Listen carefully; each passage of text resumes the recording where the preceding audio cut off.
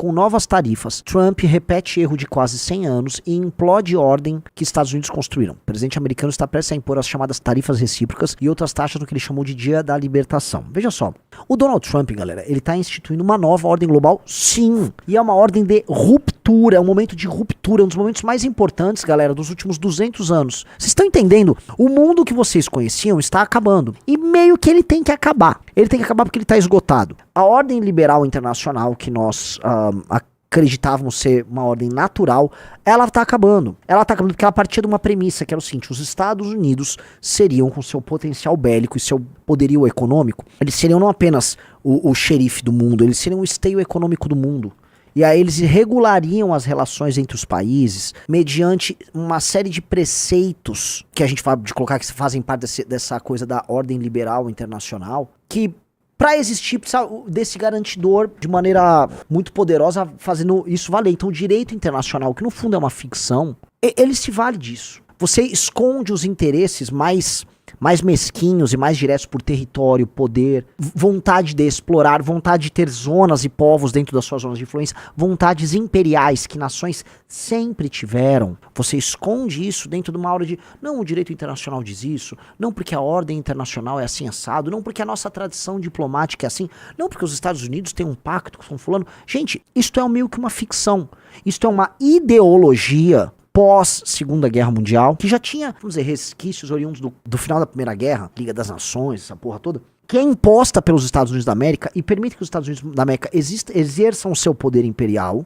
de maneira não óbvia, não imperial, porque os Estados Unidos tinham poder econômico e bélico para, após a Segunda Guerra Mundial, por exemplo, virar a América do Sul e falar: gente, eu vou depor todos os governos aí, eu vou estabelecer protetorados americanos, vocês serão colônias americanas, vocês serão vassalos do reino americano. Vocês param pra pensar que eles poderiam fazer isso? Eles poderiam pegar a África, a América do Sul inteira, a América Latina inteira, a África, a Índia, a parte da Ásia, e botar assim: vocês são vassalos, reinos vassalos dos Estados Unidos da América. Eles poderiam fazer isso, poderiam pegar nacos inteiros da Europa. Eles não fizeram isso. Eles estabeleceram um outro tipo de imperialismo com outra base, com outra premissa. Bretton Woods, só vai negociar petróleo em dólar, comércio internacional em dólar. Pô, mas eu garanto a paz do mundo, eu garanto a responsabilidade, eu sou um garantidor, eu uso minha força para garantir, no fundo, né, que os contratos entre os países, que os negócios rolem direito. Mas eu concentro o mercado financeiro internacional, vocês vão consumir meus produtos culturais, você consumir minha tecnologia. Isso funcionou até que o Oriente se levantou. E não foi a União Soviética. A União Soviética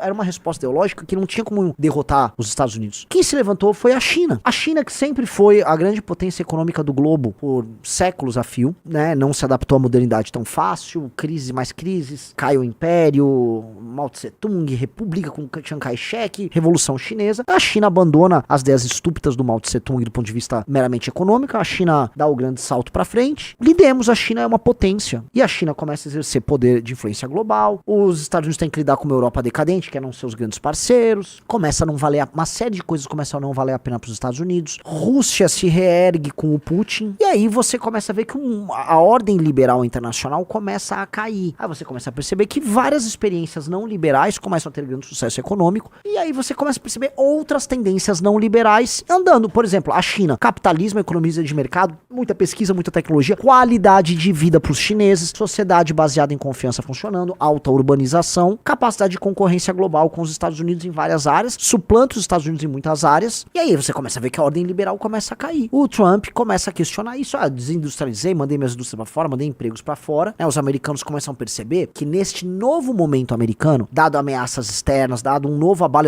uma nova relação de poder, eles vão ter que lidar com isso de uma maneira diferente. E aí, o que os Estados Unidos estão fazendo? Gente, eu vou desligar as luzes da famosa ordem, da ficção liberal global, e vocês não vão gostar porque vai ser feio, porque toda vez que alguém se comporta de maneira imperial, não é bonito!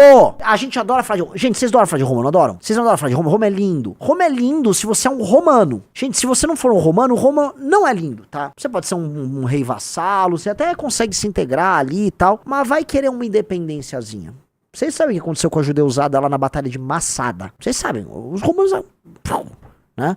e com qualquer um que tenta se insurgir com eles. Com a potência imperial, a chibata come, não tem papo. Então o que o Trump tá fazendo é uma rápida desconstrução dessa ordem liberal internacional, que era uma ordem que é muito mais a cara do Partido Democrata, que tem essa perspectiva mais internacionalista e tal, do que dos republicanos. Os republicanos estão querendo encarar os Estados Unidos, e essa nova direita americana quer encarar os Estados Unidos como uma força global que cuida do interesse americano e que já tá pensando nos Estados Unidos assim, ó, a gente vai ter nossas zonas de influência, nós vamos concorrer com a China dentro desses espaços de influência. E aí é o seguinte, é o interesse americano primeiro, tipo, Dinamarca, eu tô vendo essa Groenlândia aí. Você entende que é uma ficção que a Dinamarca, ela pode sustentar o domínio dela sobre a Groenlândia? A Groenlândia, ela tá muito bem posicionada do ponto de vista geográfico, porque ela tá meio perto do topo do mundo, as grandes nações do norte, né, estão ali ao redor dela, tem recursos naturais, os Estados Unidos tem uma base lá, os Estados Unidos pode falar, eu quero a Groenlândia. Ah não, mas os acordos, os tratados, que acordo tratado? A espada pega o acordo e fala assim, foda-se o tratado, foda-se a tradição. Então quando os caras falam assim, né, tava ali, não, uma ordem tá sendo rompida pelo Trump, sim, ele quer romper essa ordem, e meio que essa ordem tá caindo de maduro. Essa ordem, hoje, ela é deletéria para os seus participantes, mais do que os participantes, hoje essa ordem, ela é deletéria para os seus sócios fundadores. A Europa está acabando, gente. A Europa, como a gente conhece, está acabando. Fronteiras abertas, aldeia global, o mundo é só um. Muito John Lennon na cabeça, pô. Eu adoro John Lennon. E aí, a você aceitar isso? Ou não? Tolerância. Tolerância o caralho, meu. Você não tem que permitir isso. Você não tem que permitir que sua cultura, a sua herança cultural seja devastada e destruída e substituída em cima de uma ficção suicida. A ordem liberal pressupõe ficções suicidas. A ordem liberal parte dessas premissas, né? O ser humano, todo mundo tem titular. Então assim, um cara é titular de direito no teu país, o cara nem é do teu país, ele tem titular de direito. Ah não, ele tem uma cultura diferente que vale tanto quanto a sua. Não, ela não vale. Se você tem uma cultura, você tem uma língua, você tem que valorizar a sua cultura, o seu povo, a sua história. Você tem que valorizar o pai do teu pai, do teu pai, do teu pai. Porque você tem essa terra aqui por causa deles. Você tem um lugar pra chamar de teu por causa deles, porra. Você tem uma dívida histórica com esses caras. Então as gerações atuais, chapadas de premissas liberais estúpidas, estão perdendo o seu território assim, ó, de maneira deliberada, votando em políticos que permitem isso. Isso é maluquice, isso é uma insanidade. A ordem liberal nos causou isso, porque a ordem liberal tem uma série de problemas. A ordem liberal nega, por exemplo, que países tenham cultura, língua e um vínculo do povo daquele país com aquela terra. Não, o mundo pode morar aqui, todos somos iguais. Não somos. Por quê? Porque isso é uma tentativa de negar algo que, quando levado ao extremo, que foi o que aconteceu na Europa no começo do século XX, deu merda. A ordem liberal responde a um problema de uma violência de ordem étnica absurda que estava acontecendo na Europa, com racismo científico acontecendo. A Europa estava tomada dessas ideias do final do século XIX para o começo do século XX. Ingleses também estavam, todo mundo queria ser raça superior, e deu merda. Só que aí você tentou ir pro outro lado demais, e também deu merda. Então o que está acontecendo agora, assim, é consequência, o cara apontou muito pra cá, agora quer apontar muito pra lá e deu merda. Você vai ter que resolver agora. Não é negando a sua origem, não é negando o seu povo, não é negando sua cultura. O mundo desenvolvido, ou melhor, o ocidente desenvolvido vai resolver isso. Não é negando. Também não é, né, raças superiores se matando como com aquela ideia retardada que eles tiveram. Não é nada disso. Você vai ter que corrigir, claro. Hoje o ponteiro foi muito pro lado, e aí você tem um problema, assim, a classe média e o pagador de imposto norte-americano tem que sustentar dinheiro americano sendo circulando pelo mundo e bancando, na prática, por vezes, a industrialização de outros países concorrentes deles. Isso acontece aos montes, gente. O dinheiro americano acaba saindo dos Estados Unidos e bancando operações industriais em outros países no terceiro mundo e bancando essas operações e rodando, e o americano perdendo o emprego dele pra um cara em outro lugar que ele nem conhece. Então começa a não valer a pena. O mundo não vai ter apenas uma potência. O mundo no mínimo vai ter duas, possivelmente pode ter três, com a Rússia. E ainda tem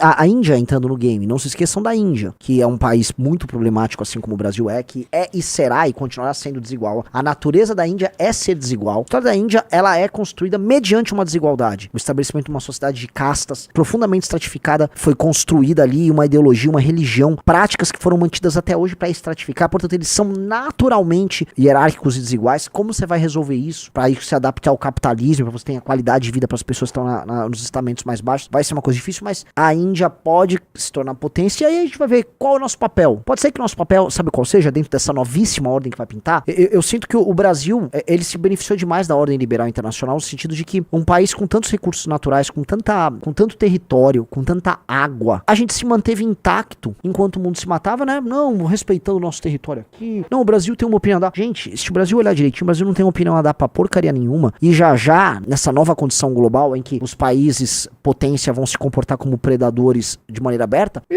ó, Brasil, seguinte, eu vou pegar isso aqui. Não, isso aqui vai ser uma administração nossa e nossa. Ó, Brasil, você não tem como pagar suas dívidas, né? Vamos fazer o seguinte, nós vamos pegar e vamos explorar minas de tal minério em tal lugar. Tô falando besteira? É o que está acontecendo agora na Ucrânia. São os termos da negociação na Ucrânia. E o mundo, meus amigos, o mundo durante toda a sua história, ele foi muito mais um mundo de predadores e de impérios e de invasões do que um mundo de ordens liberais respeitando territórios e tal. Botou aí, somos 100% indefesos. É exatamente isso. O Brasil é um país indefeso. O Brasil é um país profundamente indefeso, que se valeu dessa ordem liberal pra ficar aí com um território gigante deitado eternamente bem esplêndido. A chance disso aqui ser picotado é gigantesca. E mais, a chance disso aqui ser picotado com todo mundo aplaudindo é enorme. Porque hoje, se propusessem, ó, deu uma merda aí, sei lá, alguma briga e deu a China, ó, vamos pegar o norte, nordeste, aí vocês fazem uma nação aliada da China, sul, sudeste fica com os Estados Unidos, ambos os lados vão falar, eu quero, eu quis, e nem se tocaram que estão apenas virando, vamos dizer, ferramentas políticas locais de forças maiores, e aí o Brasil vai ser dividido e tal, e todo mundo vai, e a real é, eventualmente a vida de todos melhoram com isso aí inicialmente, mas seremos depois nações vassalas, tá? Às vezes ao longo da história você vê determinadas nações, determinados povos que ocuparam por algum período de tempo um pedaço de terra muito grande para a força que eles tinham, e você fala, como é que isso aconteceu? Acontece, né? O Brasil talvez ele seja visto no futuro, tipo, gente, como é que durou tantos anos aquele povo incapaz conseguiu ter um território tão grande? Pode ser que simplesmente a gente perca esse território, a gente seja rachado, fragmentado, vire outras coisas. Com o fim da ficção liberal, a situação do Brasil é de petição de miséria, porque o Brasil, ele é um bicho indefeso diante de forças ricas, cheias de tecnologia, com armas, e nós somos um povo dividido, ignorante, tomado por facções, pobre, com população concentrada no litoral, incapaz de cuidar de si próprio em tudo. A chance da gente se ferrar nisso, nessa nova ordem que vai pitando, é enorme.